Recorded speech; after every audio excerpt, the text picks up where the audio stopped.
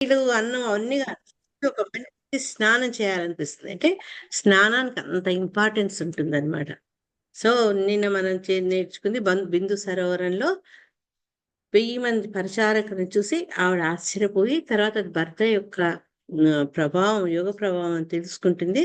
తర్వాత వాళ్ళందరూ ఆమెను ఆదరించి, గౌరవించి నీ సేవకులము, నీ ఆజ్ఞలు మేము శిరసాలిస్తామని చెప్తారు. తర్వాత ఆవిడకు చక్కటి స్నానం ఇస్తారనమాట. స్నానం ఇచ్చినాక ఎప్పుడైతే ఆ స్నానానికంటే ముందు వెళ్ళినప్పుడు ఆమె ఎట్లా వర్ణించారంటే జడలు కట్టుకుపోయింది. తర్వాత ఆమె దేహం మీద మట్టి కొట్టుకుపోయి దేహ వర్ణమే మారిపోయింది అని చెప్పారనమాట. అటువంటి ఆమె భర్త ఆజ్ఞతోటి ఆ సరోవరానికి వెళ్ళడం. ఈ ఈ కన్యలు కూడా ఎలా ఉన్నారట అంటే ఆ యవ్వనంతో ఉండి తర్వాత దేహం నుంచి ఆ పద్మగంధం అంటే ఒక రకమైనటువంటి సువాసన వస్తున్నారనమాట వాళ్ళు. అటువంటి కన్యల్ని ఆవిడ కలుసుకుంటుంది. తర్వాత ఫస్ట్ వాళ్ళు ఆవిడకు చక్కటి స్నానం చేయిస్తారు. ఆ తర్వాత మంచి నగల్ని ధరింపజేస్తారు. శుభ్రమ ఎటువంటి వస్త్రాలని చెప్పారు నిన్న మనకు? యా ఎటువంటి వస్త్రాలని చెప్పారు గుర్తుందా? మాతాజీ నిర్మలము. చెప్పండి. అక్కడ సిల్క్ అవి చెప్పలేదు, సిల్క్ కాటన్ చెప్పలేదు. నిర్మలము, తర్వాత కొత్తవి, నూతనము, శ్రేష్టము, ద బెస్ట్ క్వాలిటీ ఇవన్నమాట. నిర్మలం అంటే ప్యూర్, తర్వాత బెస్ట్ క్వాలిటీ శ్రేష్టతము, అండ్ నూతనం అంటే కొత్త బట్టలు. అవి కట్టబెడతారనమాట ఆవిడకు. అది పెట్టినాక ఆవిడ చక్కటి అమూల్యమైనటువంటి ఆభరణాలతో ఆమెను అలంకరిస్తారు. ఇవైనాక సరే స్నానం అయింది, అలంకరణ అయింది. అయినాక ఆవిడకు సర్వగుణ సమన్వితమైన ఆహారాన్ని, ఒక ద్రావకాన్ని ఇస్తారు. ఆ ద్రావకాన్ని గురించి మనం నిన్న కొంచెంసేపు మాట్లాడుకున్నాం. సుభాషిణి మాతాజీ కూడా మనకి చెప్పారు. దాని పేరు గుర్తుందా ఎవరికన్నా?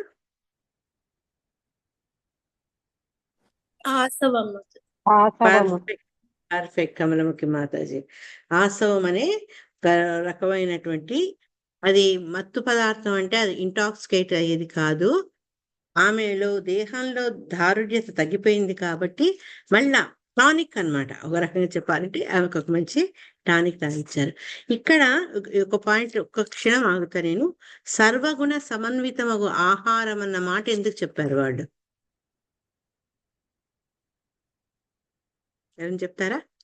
హరే కృష్ణ మాతాజీ. ఎందుకంటే సర్వగుణ అంటే ఆల్ ప్రోటీన్స్ అండ్ విటమిన్స్ అట్లా అనుకోవచ్చా మాతాజీ? ఎందుకంటే తను ఫుల్ దేహం క్షీణించి పోయింది కాబట్టి అతనికి దేహ శక్తి నెసెసరీ కాబట్టి అలా చెప్పిండొచ్చు అనుకుంటాను మాతాజీ. హరే కృష్ణ. Well balanced. తర్వాత సర్వగుణ సమన్వితం అంటే మనకు భగవద్గీతలో కూడా ఈ ఆహారం అనే దానికి ఎంత ప్రాముఖ్యత ఇచ్చినట్టే కృష్ణ భగవానుడు 17వ అధ్యాయంలో సత్వగుణంలో ఉండేవాడు ఏం తింటారు, రజోగుణంలో ఉండేవాడు ఏం తింటారు, తర్వాత తమో గుణంలో ఉండేవాడు ఎటువంటి ఆహారాన్ని తీసుకుంటారనే విషయాన్ని అక్కడ కూడా చెప్పారు. దాన్ని బట్టి ఏంటంటే ఆహారం మన యొక్క వ్యక్తిత్వాన్ని ఏ రకంగా సహకరిస్తుంది అనేది దీని ద్వారా తెలుస్తుంది. ఇది ఏంటంటే 17వ అధ్యాయంలో 8వ శ్లోక, ఆయుస్సత్వ బలారోగ్య సుఖప్రీతి వివర్ధనా రస్య స్నిగ్ధ స్థిర కృత్య ఆహార సాత్విక ప్రియ. ఆ గుణాలు ఇక్కడ మన గుణం అనుకున్నాం కదా, సర్వగుణం అని. ఆ గుణాలు ఇది కూడా ఉషా ఏంటి అంటే సత్వగుణం నందు ఉన్న వారికి ప్రియమైన ఆహారములు అవి ఏంటి, వాళ్ళు తినే ఆహారం వల్ల వాళ్ళ ఆయు ప్రమాణం పెరుగుతుంది.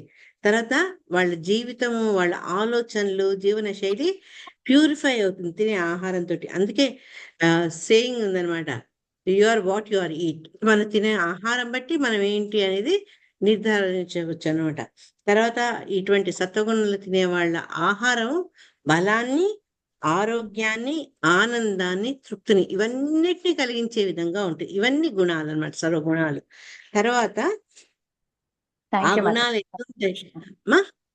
ఆ గుణాలు ఎట్లు రసవంతంగా ఉంటాయి, పుష్టికరంగా ఉంటాయి, ఆరోగ్యకరంగా ఉంటాయి.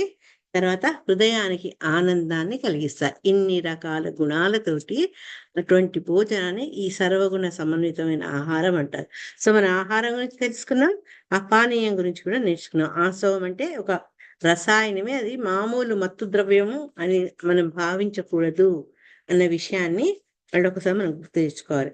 ఆ తర్వాత ఆవిడ ఎప్పుడైతే తనని అద్దంలో చూసుకుంటారో రూపే మారిపోయిందనమాట. అంత ఈ మలినంతో ఉన్నటువంటి ఆమె దేహము, వస్త్రాలు అన్ని వెడలంతో మళ్ళీ ఆమె సౌందర్యం బయటపడింది. చక్కగా పూలమాలలతోటి ఆవిడ్ని అలంకరిస్తారనమాట. ఇవన్నీ అయినాక మంగళకరమైన తిలకం, అంటే తిలకానికి ఎంత ఇంపార్టెన్సో మన పూర్వులు మనం అర్థం చేసుకోలేం కాబట్టి బొట్టు ఎందుకు పెట్టుకోవాలి, ఈ ప్రజెంట్ జనరేషన్ బొట్టు పెట్టుకోవాలంటే ఆర్గ్యూ చేస్తారు. ఇప్పటికీ మా పాపతో నాకు పెద్ద ప్రాబ్లం, కొంచెం పెద్ద పెట్టుకో బొట్టు అంటే పెట్టుకోదు. ఈ రకంగా ఆవిడ చక్కగా అలంకృతమై ఆ పరిచారికలతోటి గౌరవింపబడుతుంది అనమాట. ఆమె పెట్టిన గొలుసులో కూడా ఒక ప్రత్యేకమైన లాకెట్ ఉందట. ఇవన్నీ ఆవిడ బంగారు, అంటే శిరస్సు నుంచి, తల నుంచి మొదలు పెడితే పాదం దాకా చక్కగా అలంకరించబడింది ఆవిడ. బంగారు నూపురాలు, తర్వాత నడుముకు పట్టి అన్నీ ఉన్నాయన్నమాట. ఇవన్నీ చెప్పినాక ఇంకేం చెప్పారంటే ఆవిడ యొక్క దంతాల గురించి ప్రస్తావన వచ్చింది. సుందరమైన దంత వరుస. అప్పుడు నేను మీతో చెప్పాను కదా, ఇది నేను తిరుప్పావిలో కూడా మనము తలుచుకున్నామని. అది అందుకే ఒకసారి చూద్దాం అనుకున్నా. అదేంటంటే 14వ పాశ్యంలో వస్తుంది అనమాట. 14వ పాశ్యంలో ఆవిడ ఏ ఏ టాపిక్ వస్తుందంటే, ఈ కాషాయాలు ధరించినటువంటి సన్యాసులు పొద్దున్నే ఆలయాల్ని తీసేందుకు తారపు చేతులు గుర్తులు పట్టుకొని వెళ్తుంటారు అనమాట. దాంట్లో ఆ సందర్భంలో ఏం చెప్తారంటే, కాషాయము వైరాగ్యానికి చిహ్నమైతే ఈ సన్యాసులు తెల్లని పరువరుస కలిగి ఉన్నారు. అది ఇంపార్టెంట్ పాయింట్. ఎందుకట అంటే, ఎప్పుడైతే సరి అయిన ఆహారం తీసుకుంటామో, ఎప్పుడైతే సరిగ్గా మాట్లాడతాం, అంటే ఆహార శుద్ధి, వాక్ శుద్ధి ఉన్న వాళ్లకు దంతాలు తెల్లగా ఉంటాయి అని ఒక పెద్దవాడు మనకు చెప్తారనమాట. అందుకని ఇక్కడ మనం ఈ దంతాల వరుస తెల్లగా ఉంది అంటే ఆవిడకు ఆహార శుద్ధి, వాక్ శుద్ధి కలది ఆ దేవహూతి అని మనం అర్థం చేసుకోవాలన్నమాట. తర్వాత ఆవిడ సౌందర్యం గురించి చెప్పారు. చెప్పి ఇవంతా చూసుకొని అద్దంలో చూసుకుంటుంటే ఆటోమేటిక్ ఆవిడ భర్తను తలుచుకుంది. ఎప్పుడైతే భర్తను తను తలుచుకున్నారో ఎంబడే అంతమంది వేల మంది పరిచారకులతో సహా దేవహూతి కరదామన ముందు నిలబడింది అనమాట. మనకు తెలుసుకున్నాం ఈ అష్టసిద్ధుల్లో, ఈ యోగ శక్తిలో యోగ సాధనలో ముందుకు వెళ్ళిన వాళ్లకు ఇట్లా ఒక్కొక్క సిద్ధులు వాళ్లకు లభిస్తాయి. దాంట్లో ఇక్కడ రసరాణి మాతాజీ ఆయన ఏ 2 సిద్ధులు ఉపయోగించారని చెప్పారు మీరు ఆ రోజు సిద్ధుల్లో? ఇది మాతాజీ అయ్యో మర్చిపోయా పేరు, నాకు ఒకటేమో ప్రాప్తి. ప్రాప్తి అంటే ఏంటి? తనకు ఏ వస్తువులు కావాలో వాటిని పొందగలిగే సామర్థ్యం కలవాళ్ళు అనమాట. వాళ్ళకి ఆ యోగ శక్తి ఉంటుంది కాబట్టే అతను భార్య కోసమని ఆమె కోరిక మీద అంత చక్కటి ఒక ఆకాశహర్మ్యాన్ని నిర్మింపజేయగలుగుతారు. ఇంకో చోట ఎక్కడ చదివంటే, ఈ యోగ సిద్ధులు చెందిన వాళ్లకు మనసులో ఏముందో వాళ్ళు తెలుసుకోగలుగుతారు. అందుకని దేవహూతి మనసులో ఉండే తటపటాయింపు అవన్నీ ఆయనకు తెలుసు కాబట్టి ఆమెను బిందు సరోవరంలో స్నానం చేయమని ఆదేశిస్తారనమాట. ఇంకోటి అదే చెప్తున్నా. ప్రాకామ్యం అంటే ఏంటంటే భోగాలను అనుభవించడం. ఇప్పుడు నెక్స్ట్ అతను చేయబోయేది అదనమాట. ఆ భోగాలు అనుభవించేందుకు అనువుగా అతని 7 అంతస్తుల భవనాన్ని నిర్మిస్తారు. సో ఈ రకంగా ఎప్పుడైతే భర్త ముందు ఆమె వచ్చి నిల్చుందో అందరితో కలిసి, ఇప్పుడు మళ్ళా ఆవిడకు తట్టింది. అంటే కర్దామని ఎంత గొప్పవాడో ఆమెకు తెలుసు ముందే, పెళ్లి కంటే ముందే తెలుసు. కానీ మళ్ళా ఒక్కసారి తను భర్తను తలిచినంత మాత్రాన భర్త ముందుకి ఈ రకంగా వచ్చి నిల్చోగలగడం చూసి భర్త యొక్క యోగశక్తి కావడ ఆశ్చర్యపోతుంది. ఇది 35 శ్లోకాల్లో చెప్తారనమాట. నిన్న మనం చేసాము 35 శ్లోక. దీంట్లో ఇంకేం చెప్పారంటే, శిలా ప్రభుపాదుల భాష చాలా చిన్నదనమాట. అన్ని అద్భుతాలే జరుగుతున్నాయి. ఫస్ట్ థింగ్ ఆ 7 అంతస్తుల అద్భుతమైన మేడ. తర్వాత ఆవిడ బిందు సరోవరంలో పోయేటప్పటికి అక్కడ భవనము, ఇంతమంది కన్యలు ఉండడము, ఇట్లా ప్రతి చూసినప్పుడు ఆమెకి ఏంటంటే ఇది భర్త యొక్క యోగ శక్తి వల్లనే జరుగుతుంది. తన భర్త లాంటి గొప్ప యోగులకు ఏదైనా అసాధ్యం కాదు అన్న విషయాన్ని ఆమె అక్కడ మళ్ళొకసారి అర్థం చేసుకుందనమాట. కానీ ఇటువంటి భగవద్భక్తుల్లో లభించినటువంటి ఈ యోగ శక్తులు చూసి ఆశ్చర్యపడితే మనము యోగేశ్వరుడు ఆయన, యోగులకే ఈశ్వరుడు, యోగులకు అందరికంటే అధిష్ఠుడైనటువంటి ఆ భగవంతుని యొక్క ఆయన యొక్క సిద్ధులకు మనం ఇంకెంత ఆశ్చర్యపడాలి. ఆయనకు ఎప్పుడు వంగి నమస్కారాలు చేయాల్సిందే మనం. 36-37 శ్లోకంలో సతాంకృతమల స్నానం విభ్రాజంతి ఇమ పూర్వవత్ ఆత్మనో బిభ్రతీం రూపం సంవీతారుచిరస్తనీం విద్యాధరీ సహస్రేణ సేవ్యమానం సువాసనం సువాససం జాత భావో విమానం తదారోహయదమిత్రహన్. చూడండి, సువాససం అంటే వేరు, సువాసనం అంటే వేరు. అందుకే ఎప్పుడు చెప్తుంటా, చిన్న అక్షరాలు దీర్ఘాలు మనం ఎందుకు జాగ్రత్తగా ఉండాలి అంటే, అందుకే ఇక్కడ వాసం అంటే వస్త్రం, వాసనం అంటే నివాసనం, సువాసన అంటే సుగంధపూరితమైనది. చిన్న చిన్న అక్షరాల్లో ఒక్కొక్కటి ఇటు అటు వెళ్తే అర్థం మారిపోతుంది. హరే కృష్ణ. మాతాజీలు ఎవరైనా ఒక శ్లోకం చదవండి, ఇంకో శ్లోకం చదవండి. హరే కృష్ణ. చదవండి. చదవాలి మాతాజీ. చదవండి, 36 చదవండి. 2 లైన్లు మాతాజీ, అంతేనా? సతాంకృతమల స్నానం విభ్రజాంతిమ పూర్వవాత్ ఆత్మనో బిభ్రతి రూపం సంవితారుచిరస్తనీం. హరే కృష్ణ మాత. హరే కృష్ణ. మాతాజీ ఇంకెవరైనా చదవండి నెక్స్ట్ శ్లోక.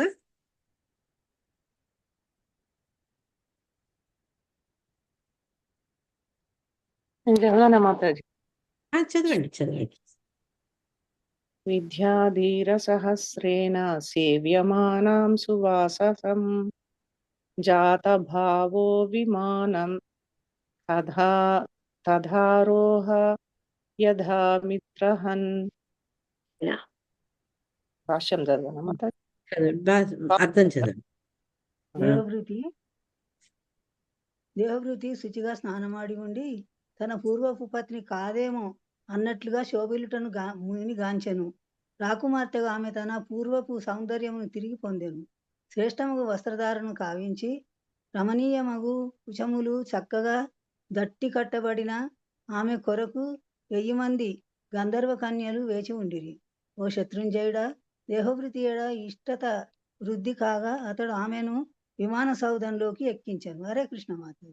హరే కృష్ణ. సో ఇక్కడ ఈ శ్లోకంలో ఏంటంటే ఆమె యొక్క సౌందర్యాన్ని గురించి చెప్తూ ఆ సౌందర్యాన్ని ముని గమనించారనమాట.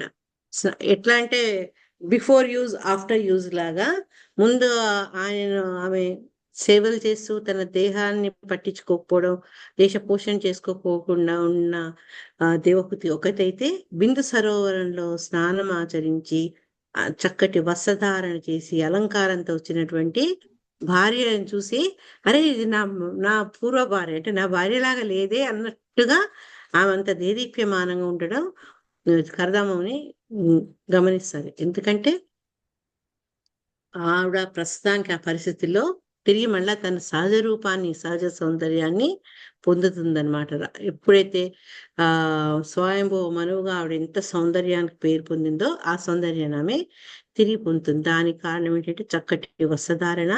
తర్వాత ఇక్కడ ఈ వక్షస్థానాన్ని కట్టిబడినటువంటి బట్ట గురించి కూడా చెప్పారనమాట.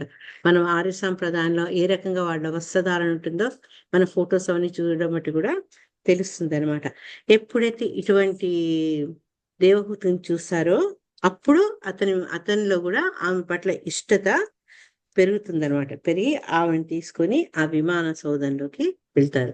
అంటే ఇదివరకు చూడలేదా అంటే చూశారు, కానీ తన ధర్మపత్నిగా తన యొక్క ధర్మాచరణలో సహకరిస్తున్న ఒక స్త్రీగా చూశారు. కానీ ఇప్పుడు ఏంటంటే ఆ దృక్పథంలో కొంత మార్పు వచ్చింది. వాళ్ళు చేయబోయే కార్యాలకు అనుగుణంగా తన మనసులో ఆమె పట్ల ఆకర్షణ మొదలైంది అనేది మనకు ఈ తాత్పర్యం ద్వారా అర్థమవుతుంది.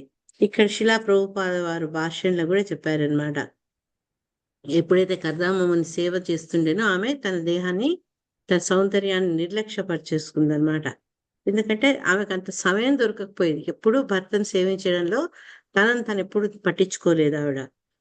తర్వాత ఆ రకంగా ఎప్పుడూ సరైన పోషణ లేకపోవడం వల్ల రాకుమార్తె కాస్త ఒక పరిచారికలాగా, ఒక సేవికలాగా గోచరించిందనమాట. కానీ ఇప్పుడు మన కర్దామముని యొక్క ఈ శక్తి వల్ల ఆ గంధర్వ కన్యలు ఆమె చక్కగా స్నానం చేసి అలంకరించి ఇవన్నీ చేసేటప్పటికి తన పూర్వ సౌందర్యం అదేదో కొత్తగా వచ్చింది కాదు, ఆవిడకి ఇదివరకు ఉన్నదే కనుమరుగైన సౌందర్యం మళ్ళా వచ్చిందని చెప్తూ ఇక్కడ ఏం చెప్పారంటే శిల ప్రభుపాదుల వారు ఒక స్త్రీ, ఒక కన్య, ఒక యువతి, వీళ్ళ సౌందర్యం సాధారణంగా వక్షస్థలమే అని చెప్తూ ఇక్కడ ఆ రకంగా ఉన్న ఆమె పట్ల కర్దామమునికి ఆకర్షణ కలిగింది అని చెప్పారు. చెప్తూ ఒక చక్కటి విషయాన్ని చెప్పారు. ఎవరైతే అంటే భోగాలను అనుభవించేయాలి అనుకునే వాళ్ళు ఈ రకంగా స్త్రీ యొక్క కుశ సంపద చూసి ఆకర్షితులు అవ్వచ్చు. కానీ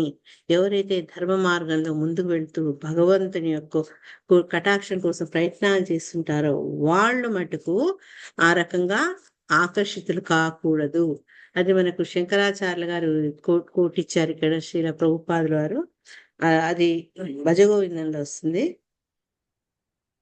నారీ స్తనభర నాభీదేశం దృష్ట్వా మాగా మోహావేశం ఏతాన్ మాంసవది వికారం మనసి విచంతయ వారం వారం అన్నారు. అంటే ఏంటి అంటే యువతుల బలిష్టమైన స్తనముల వంపు సొంపులు నాభిస్థలం చూసి మాయామోహితుడు కాకు, అవి శరీరం నందలి కొవ్వు మాంసముల వికార రూపాలని తెలుసుకో అని ఇక్కడ శ్రీపాద శంకరాచార్యులు భగవంతుణ్ణి ఆశ్రయించమని, భగవంతుని ధ్యానించమని, భజగోవిందం భజగోవిందం అని చెప్తూ ఈ రకమైనటువంటి విషయాలకు ఆకర్షితులు కాకూడదని అని మనం హెచ్చరిస్తున్నారు అనమాట. దీన్ని బట్టి ఏంటి అంటే ఈ రకమైనటువంటి వ్యామోహాలతో భక్తి ముందుకు వెళ్ళడం కష్టం అవుతుంది మామూలు మనుషులకు. కానీ 38వ శ్లోకంలో కరదాముని యొక్క విశిష్టతను చెప్పారు. సామాన్య వ్యక్తి అయితే ఏ రకంగా తనను తాను మర్చిపోవచ్చు, కానీ ఈ కరదామముని అటువంటి స్థితికి లోబడలేదు. అది ఇందులో చెప్తున్నారు. తస్మిన్ లుప్త మహిమా ప్రియయానురక్తో విద్యాధరి విరుపచీర్ణ పూర్విమాని బభ్రాజ ఉత్కచకుముత్కన వానపీచః తారాభిరావృత ఇవోడు పతిర్నభస్థః. హరే కృష్ణ. హరే కృష్ణ మాతాజీ. చదవండి. తస్మిన్ లుప్త మహిమా ప్రియయానురక్తో విద్యాధరీ విరుపచీర్ణవ పూర్విమానే బభ్రాజుకుత్కచకుమద్గణవానపీచ్య తారాభిరావృత ఇగోడు పతిర్నభస్తః. గంధర్వ కన్యలు సేవ చేయుచుండ ప్రియపత్ని ఏడ అనురక్తులైనట్లు గోచరించినను ఆ ముని తన మహిమను ఆత్మపై నియంత్రణను కోల్పోవలేదు. ఆ విధముగా విమాన సౌధమందు కర్దమముని తన భార్యతో చుక్కల నడుమ చంద్రుని రేయి అందు సరస్సుల్లో కలవగణమును వికసింపజేయవాడు వలె శోభిల్లను. హరే కృష్ణ. Thank you. హరే కృష్ణ. అంటే మనము మామూలు వ్యక్తిలాగా కర్దామముని భావిస్తామేమో అని శిలా ప్రభుపాదుల వారు మనకు హింట్ చేస్తున్నారనమాట. అందరు గంధర్వ కన్యలు ఆమెను సేవిస్తూ ఉంటే సుందరమైనటువంటి భార్య పట్ల ఆకర్షితుడయ్యి తనలో తను సెల్ఫ్ కంట్రోల్ అంటే ఆత్మ నియంత్రణను కోల్పోయాడని మనం భావించక్కర్లేదు. కర్దామముని అటువంటి నియంత్రణను ఆయన కోల్పోలేదు. అది ఫస్ట్ పాయింట్. సెకండ్ థింగ్, కర్దామముని ఏ రకంగా కనిపిస్తున్నాడట అంటే చుక్కల మధ్య చంద్రుడిలా కనిపిస్తున్నారట. ఎందుకంటే ఆ దేవహూతి తర్వాత దేవహూతి యొక్క అందమైన 1000 మంది పరిచారికలు వీళ్ళందరి సమక్షంలో ఆయనే ఒక చంద్రుడు, పూర్ణ చంద్రుడిలా కనిపిస్తున్నారట. చంద్రుడి యొక్క గొప్పతనం ఏంటంటే రాత్రిపూట సరస్సుల్లో కలవలు వికసింపజేస్తాయి. అదే సూర్యుడు పొద్దుటిపూట తామర పువ్వుల్ని వికసింపజేస్తారు. అంటే తామర పువ్వులకు కావాల్సింది సూర్యుని యొక్క ఉష్ణమైతే కలవ పూలు విచ్చుకోవాలంటే చంద్రుని యొక్క కాంతి. అదనమాట డిఫరెన్స్. సో ఇక్కడ శిల ప్రభుపాదుల పర్కోట్లో కూడా అదే చెప్తున్నారు. పౌర్ణమి నాడు ఎట్లయితే తారికలు అంటే నక్షత్రాలు చంద్రుడు కలిసి అందమైన నక్షత్ర సమూహం ఏర్పడుతుందో ఆకాశంలో, అదే రకంగా ఇప్పుడు ఎందుకు ఆ చంద్రుడు తారలు ఎందుకు పోల్చారంటే ఇప్పుడు కరదాముని దేవహుతి ఆ కన్యలందరూ ఎక్కడున్నారు? ఆకాశంలో ఉన్నారు. ఆ ఆకాశ సౌధంలో ఉన్నారు కాబట్టి వాళ్ళని చంద్రుడితోటి నక్షత్రాలతోటి పోల్చడం సరైంది అని ఇక్కడ శిల ప్రభుపాద చెప్తున్నారు అనమాట. తర్వాత నెక్స్ట్ శ్లోకాల్లో 39 శ్లోకాల్లో తేనాశ్రలోకపవిహార కులాచలేంద్ర ద్రోణీశ్వనంగ సఖమారుత సౌభగాసు సిద్ధైనుతో ద్యుధినిపాత శివస్వనాసు రేమే చిరందనద వల్లల నావరూధి. ఇక్కడ ఈ శ్లోకంలో మనకు ఆ విమానం విమాన సౌధం ఎక్కడెక్కడికి ప్రయాణం చేసింది అనే విషయాన్ని మనకు సూచిస్తుంది. ఎవరైనా చదువుతారా శ్లోకాన్ని?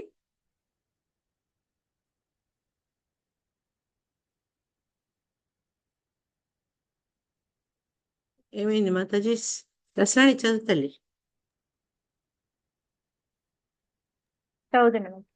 తేనాశ్లోక పవిహార కులాచలేంద్ర ద్రోణీశ్వనంగ సకమారుత సౌభగాసు సిద్ధైర్నుతో ద్యుతిని పాత శివస్వనాసు రేమే చిరం ధనద వల్లల నావరూధి. ఆ విమాన సౌధములయందు అతడు మేరు పర్వతపు విహార యోగ్యములకు లోయల్లో ప్రయాణించెను. కామోద్దీపితము కావించు చల్లని మృదువైన సుగంధ వాయువులతో ఆ లోయలు బహుసుందరముగా నుండెను. సాధారణముగా కుబేరుడు ఆ ప్రాంతముల యందు సుందరాంగండ్లచే పరివృత్తుడై సిద్ధగణము స్తుతించుచుండా భోగించుచూ ఉండును. కర్దముడు సైతము సౌందర్యవతులకు దేవాంగనలచే భార్యచే పరివృత్తుడై అచ్చటకేగి చిరకాలము భోగించెను. హరే కృష్ణ. అంటే ఆ ప్రదేశం ఎంత సౌందర్యంగా ఉంది అంటే ఆ మేరు పర్వతం పక్కన ఉండే ఈ పరిసరాలు అది విహార యోగ్యం. అంటే విహారం వెళ్ళేందుకు పిక్నిక్ స్పాట్స్ అనుకోరాదండి. అంటే మామూలు ప్రదేశాలకు అందరు వెళ్ళరు కదా, అది ఏదైతే ఆకర్షణీయంగా ఉంటుందో అటువంటి ప్రదేశాలకు వెళ్తారు. ఆ రకంగా ఇది విహార యోగ్యమగు ఎన్నో లోయల్లో ఆ విమానంతో ఆయన ప్రయాణించారనమాట. అక్కడ ఉండే చక్కటి గాలులు ఏ రకంగా ఉన్నాయంటే సుగంధపూరితంగా ఉన్నాయి. మనసులో ఉండే కామ కోరికల్ని ఉద్రిక్తం చేసేటట్టుగా ఉన్నాయన్నమాట. తర్వాత ఆ లోయల్లో ముఖ్యంగా ఆ ప్రదేశంలో కుబేరుడు కూడా తన ఆ సుందరాంగంతో కలిసి అక్కడ వచ్చి భోగిస్తుంటాడట. కాబట్టి అదే అంత అందమైన ప్రదేశానికి కరదాముడు కూడా వెళ్ళారు అని చెప్తూ భాష్యంలో శ్రీల ప్రభుపాదులు వారు ఈ అష్టదిక్కుల గురించి, దిక్పాలకుల గురించి చెప్పారనమాట. అంటే ఈ సామాన్యంగా మనం ఏదైనా ఒక వాస్తు అంటే ఇంటి నిర్మాణం కానీ, తర్వాత ఏదైనా లెక్కలు వేయాల్సి వచ్చినప్పుడు ఏ ప్రదేశం ఎక్కడ ఉండాలి, ఈ ఇంటి నిర్మాణాలు ఇవన్నీ ఆలోచించినప్పుడు మనము వాస్తుకు అష్టదిక్పాలకుల కొరకు చాలా ఇంపార్టెన్స్ ఇస్తాం కదా. దాని గురించి ఇక్కడ ఏం చెప్పారంటే ఎవరు ఆ దిక్పాలకులు, ఏ దిక్కుకు వాళ్ళు పాలకులు అనే విషయాన్ని ఈ భాష్యంలో శిలా ప్రభుపాదులు చెప్పారు. విశ్వపు అష్టదిక్పాలందు కుబేరుడు ఒకడు. 8 మంది దిక్పాలకులు ఉంటారనమాట.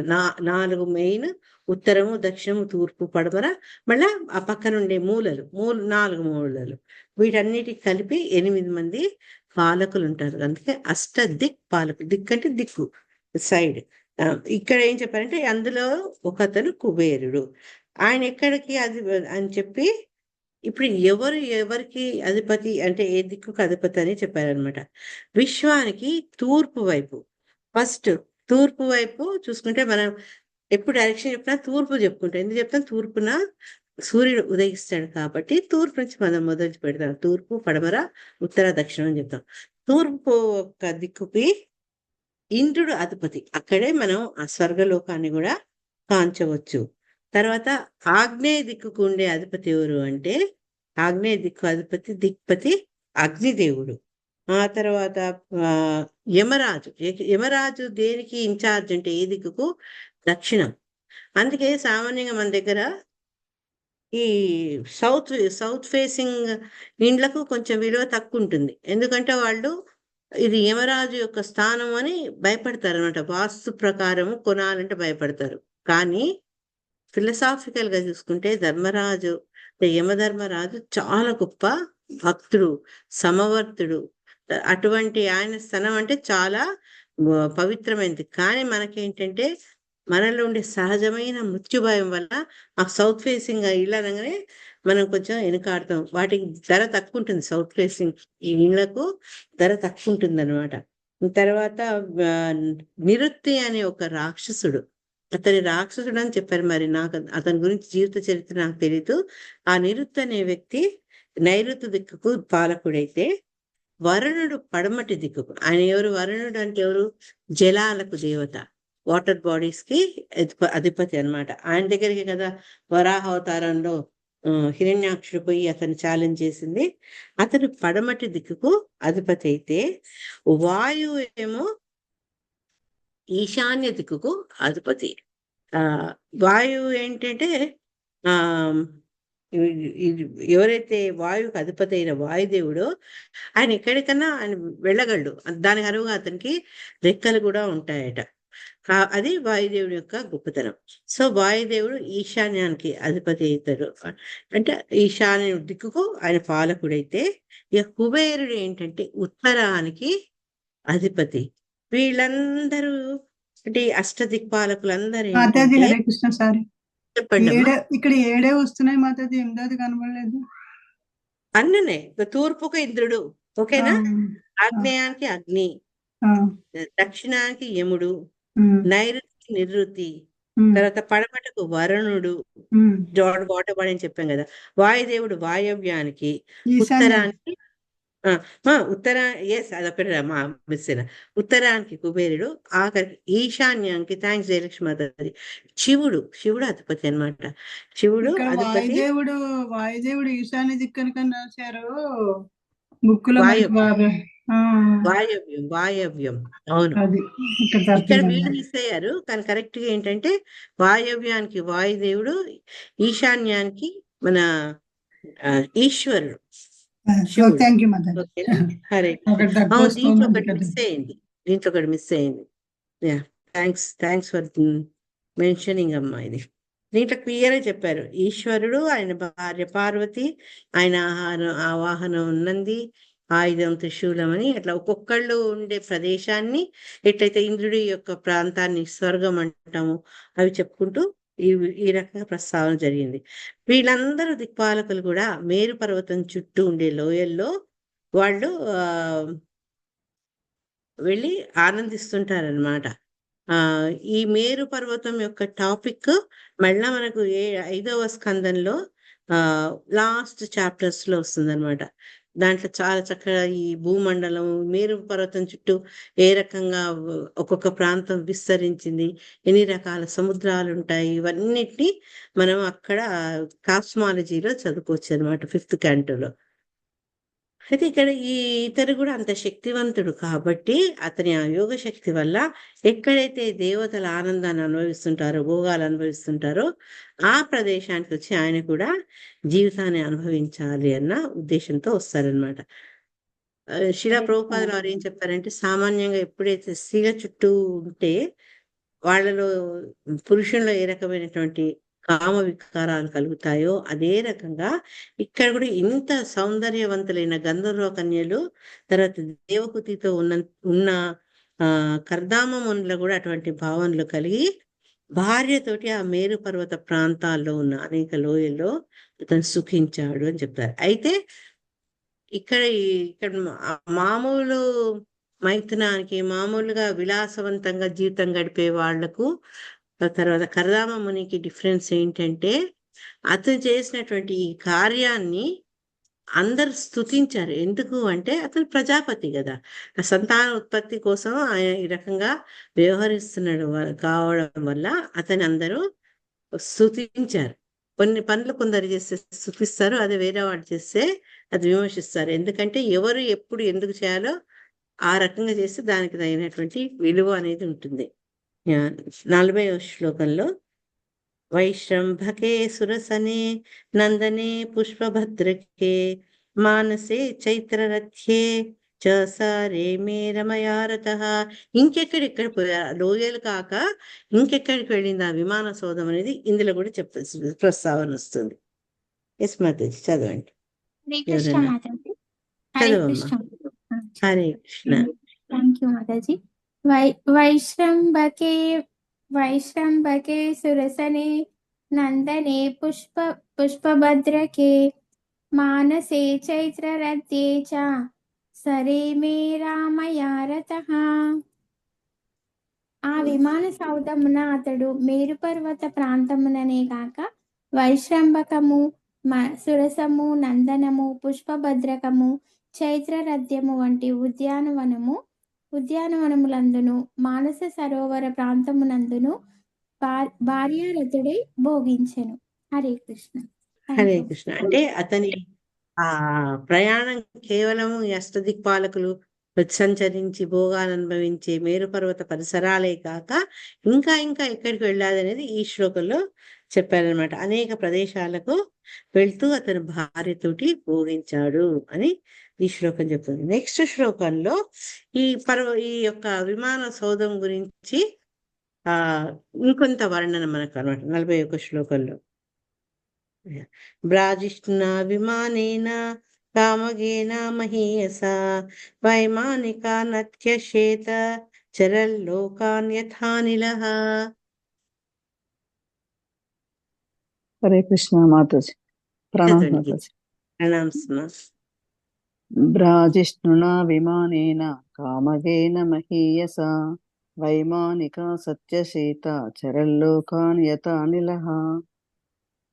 నియంత్రణ లేకుండా వాయువు ప్రతి దిక్కునందు ప్రయాణించినట్లు అతడు ఆ రీతిని వివిధ లోకములయందు ప్రయాణించెను.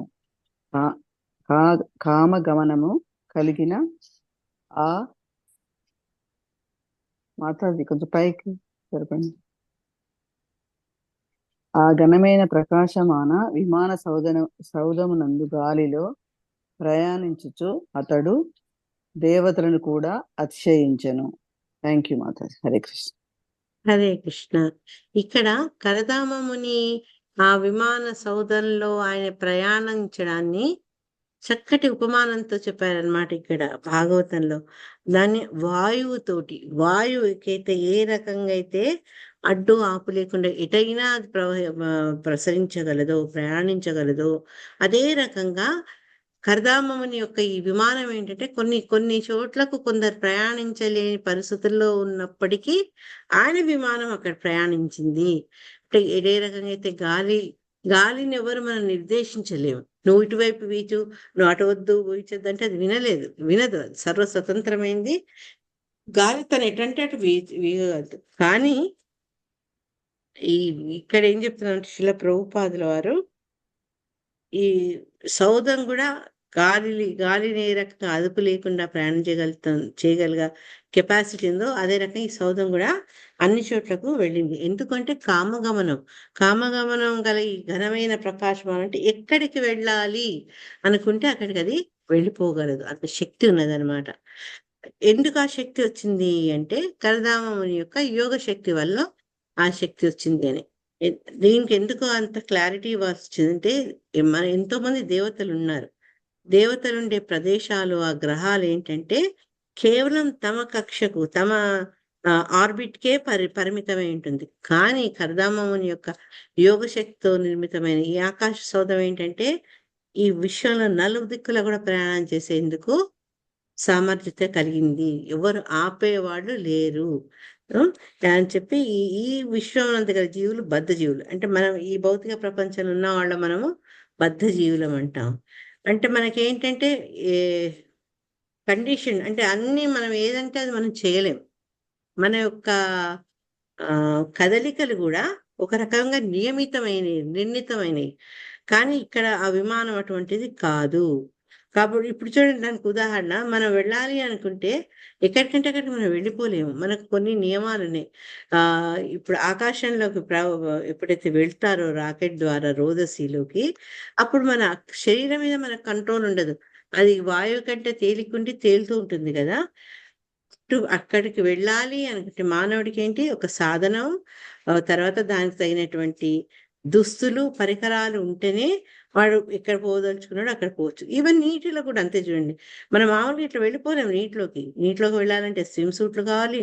ఇంకా డీప్గా వెళ్ళాలంటే వాటికి కావాల్సినటువంటి చేతులకు కాళ్ళకు ఉండే అవి తర్వాత సదుపాయాలు, ఆక్సిజన్ పీల్చుకోగలిగి ఉండాలి. ఇవన్నీ అంటే బద్ధజీవుడు ఎటు అంటే అటు ప్రయాణం చేయలేడు. మనకుండే పరిధులు, మనకుండే లిమిటేషన్స్ మనకుంటాయి. కానీ ఈ ఈ రకంగా కరదామని ముని యొక్క ఆకాశ సౌధం ఎక్కడికంటే అక్కడికి పోతుంది అన్న విషయాన్ని వినడం, అర్థం చేసుకోవడం మనకు సాధ్యం కాదు అని చెప్తున్నారనమాట. ఎంత ప్రయత్నించినప్పటికీ మానవుడు భూమిలోకి వెళ్ళిపోయి, నీటిలోకి వెళ్ళిపోయి, ఆకాశంలోకి వెళ్ళిపోయి వెళ్ళిపోయే ప్రయత్నాలు ఎన్ని చేసినా కూడా ఇప్పటిదాకా పూర్తి పర్ఫెక్షన్ రాలేదు. ఎన్నో రకాలుగా చూస్తా కదా, అదేంటి బుధ గ్రహంకి ఎక్కడెక్కడో ఈ ప్రజా నివాస యోగ్యంగా ఉంటుందా అని ప్రయోగాలు చేస్తుంది నాసా. కానీ ఇంకా మనకు పూర్తిగా మన కంట్రోల్లోకి రాలేదు. కాబట్టి వేరే లోకాలకు మనము ప్రయాణం చేయడం అంత సులభమైన విషయం కాదు. కానీ కరదామం అని ఏంటంటే దేవతల కంటే కూడా ఆయన యోగశక్తి వల్ల బలమైన వాడు కాబట్టి ఆయన యొక్క వాహనం అన్ని వైపులా నడిచింది. లేకపోతే దేవతలకు కూడా అన్ని చోట్లకు అందరూ వెళ్ళలేరు. వాళ్ళకు కూడా కొన్ని రెస్ట్రిక్షన్స్ ఉన్నాయన్నమాట. అందుకని ఇక్కడ యథా అనిలహ అని, ఎట్లయితే వాయువు ఎక్కడికంటే అక్కడికి అడ్డు లేకుండా ప్రసరింపగలిగినట్టు ఈ విమానం కూడా ప్రసరించింది. నిరాటంకంగా ఎటువంటి అడ్డంకులు లేకుండా అది ప్రయాణం చేసిందని చెప్తున్నారు. 42వ శ్లోకం చేసి పంపిస్తాం. కిం దురాపాదనం తేషాం పుంసాం ఉద్ధామ చేతసాం ఏరాశ్రిత స్థిత పదశ్చరణో వ్యసనాత్యయః. హరే కృష్ణ. హరే కృష్ణ మాతాజీ. హరే కృష్ణ. చెప్పండి, చదవండి. కిం దురాపాదనం తేషాం పుంసాముద్ధామ చేతసాం యైరాశ్రితస్థిర్ధ పదశ్చరణో వ్యసనాత్యయః.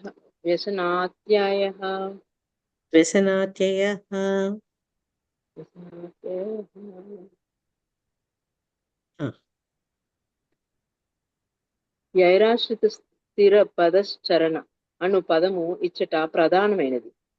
దేవదేవుడగు విష్ణు భాష్యం చదువుతున్నారు భగవానుడు. మాతాజీ. హలో, భాష్యం శ్రీహరి చదువుతున్నారు, మీరు భావం చదవండి. శ్రీహరి శ్రీహరి పాద పాదపద్మం. పద్మములను యా శ్రీహరి ఓకే శ్రీహరి పాద పద్మములను ఆశ్రయించినట్టి స్థిరచిత్తులకు ఏది సాధింప దుర్లభమై ఉండును. సంసారిక భయమును మొందించుచు గంగానది వంటి పవిత్ర నదులకు ఆ దేవదేవుని పాదములే మూలం కదా. హరే కృష్ణ. హరే కృష్ణ. ఇక్కడ భగవత్ శ్రీపాదాల గురించి మాట్లాడుతున్నారు.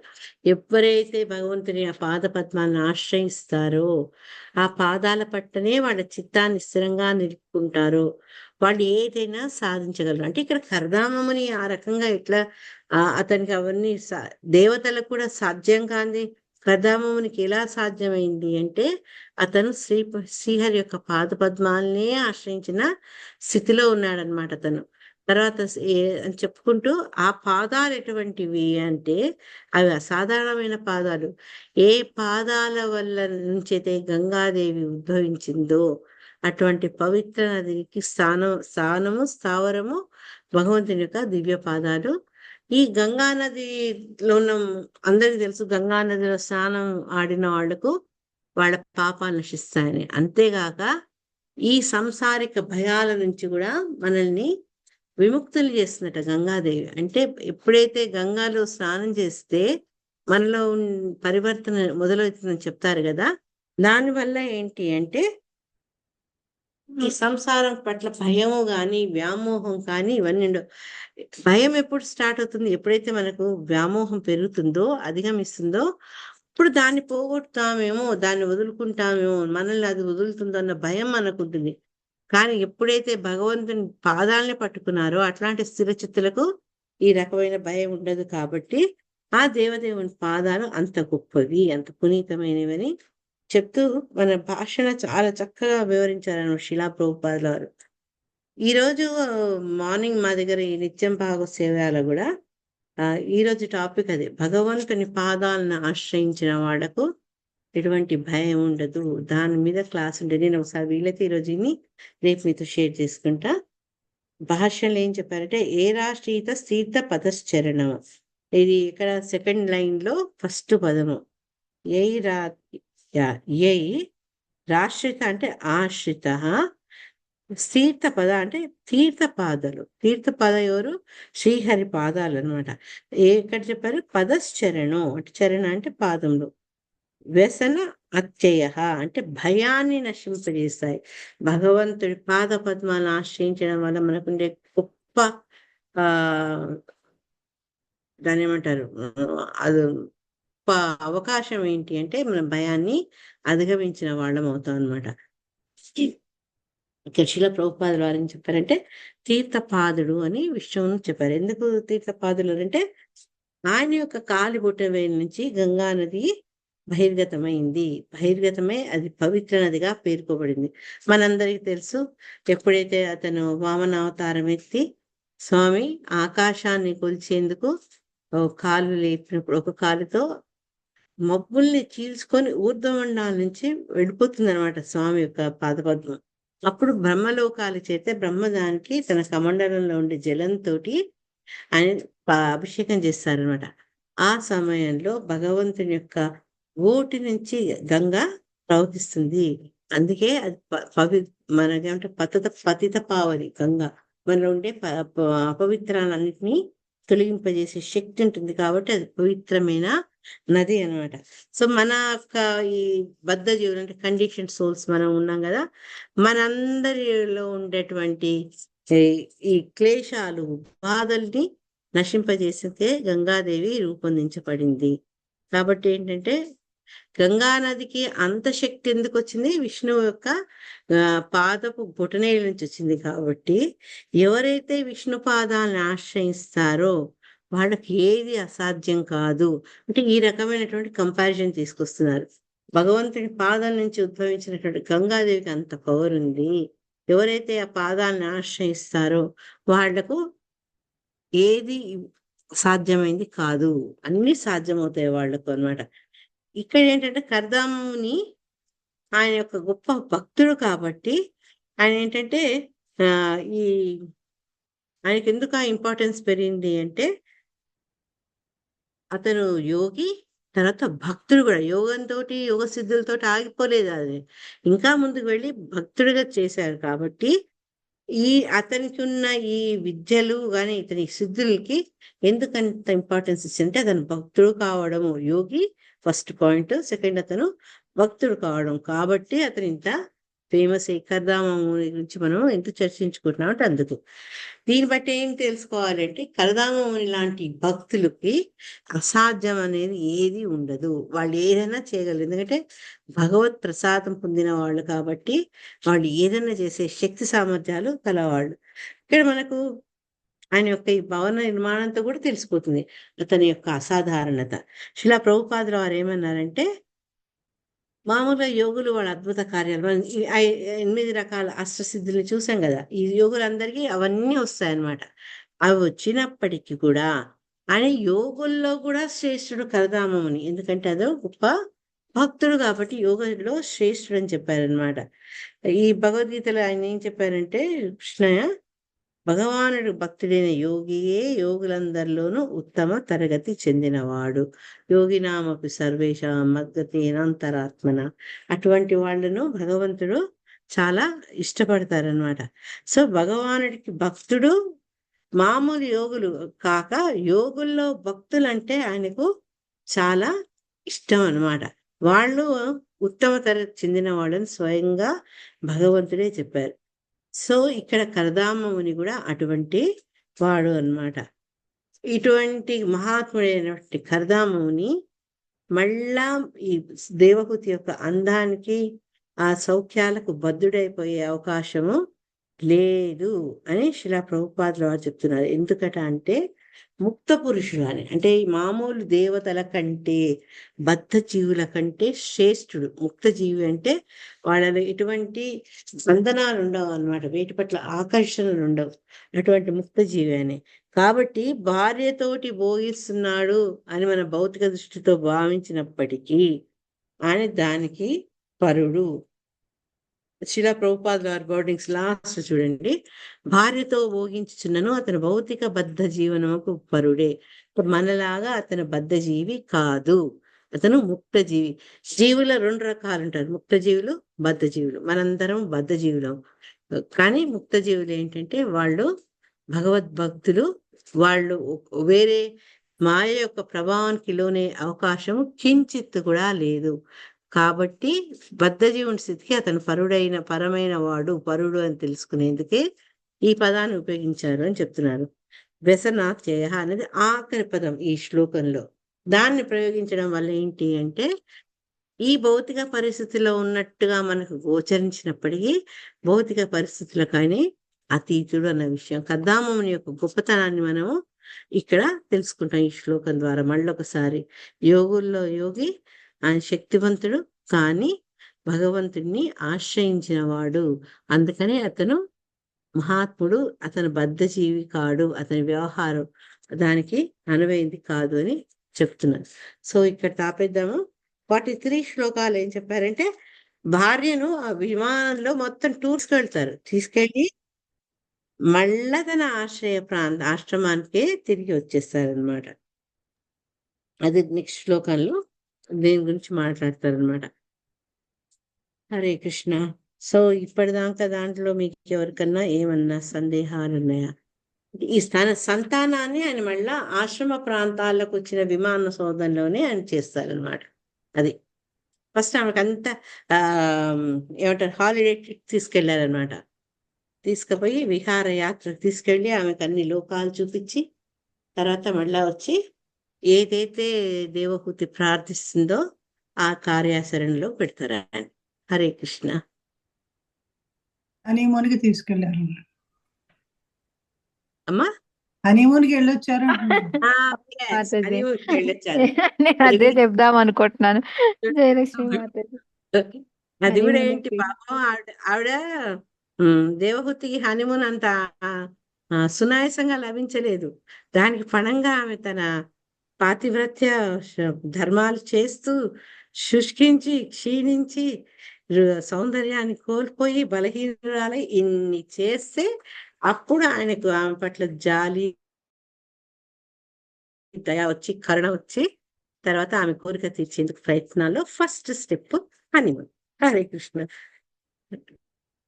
ఇంకా ఏమన్నా యాడ్ చేసే ఉన్నాయా రసరాణి మాతాజీ? ఏమీ లేవు మాతాజీ. మీ హనీమూనే చెప్దాం అనుకున్నాను, జయలక్ష్మి మాతాజీ చెప్పేశారు.